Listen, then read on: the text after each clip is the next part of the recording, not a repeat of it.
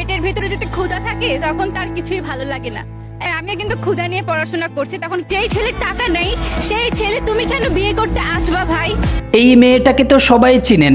কিছুদিন আগে ছেলেদেরকে নিয়ে একটা কথা বলার কারণে নেট দুনিয়ায় ভাইরাল হয়ে যায়। কিন্তু এই ভিডিওটা দেখার পর মেয়েটাকে যতটা না বেশি ঘৃণা করেছিলেন তার থেকেও বেশি ভালোবাসা ও রেসপেক্ট চলে আসবে। আসলে সোশ্যাল মিডিয়া এতটাই জঘন্য একটা মাধ্যম, যার মাধ্যমে ভালো মানুষগুলোকেও খারাপভাবে উপস্থাপন করা হয়। যেমন কিছুদিন আগে একটা ছেলেকে তার মায়ের হত্যাকারী বানিয়ে দেওয়া হয়।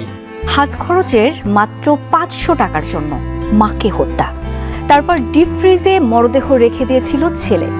পুরো একটা জেনারেশন এই ছেলেটাকে তার মায়ের হত্যাকারী হিসাবেই চিনেছে।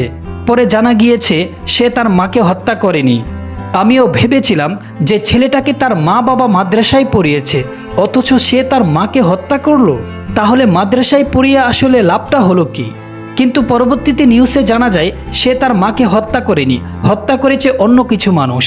ঠিক এই মেয়েটাকেও পুরো জাতির কাছে একইভাবে উপস্থাপন করা হয়েছে। পুরো একটা জেনারেশন এই মেয়েটাকে প্রচণ্ড পরিমাণ ঘৃণা এবং অপমান করেছে। চলুন তাহলে ভিডিওটা দেখে আসি। পেটের ভিতরে যদি ক্ষুধা থাকে তখন তার কিছুই ভালো লাগে না।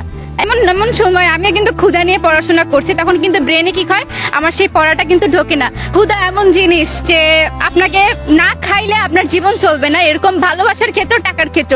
আর যেই ছেলের টাকা নেই সেই ছেলে তুমি কেন বিয়ে করতে আসবা ভাই? হ্যাঁ, তোমার তো তাইলে বিয়ে করার কোনো যোগ্যতাই নাই, যেহেতু তোমার নিজের ইনকাম থাকতে হবে। যে ছেলে নিজের কোনো ইনকাম নেই সে কিভাবে তার বউ বাচ্চার খরচ চালানোর ক্ষেত্রে সে বিয়ে করতে যাবে? এটা অনেক বড় একটা বিষয়, তাকে ভেবেচিন্তে বিয়ে করতে হবে।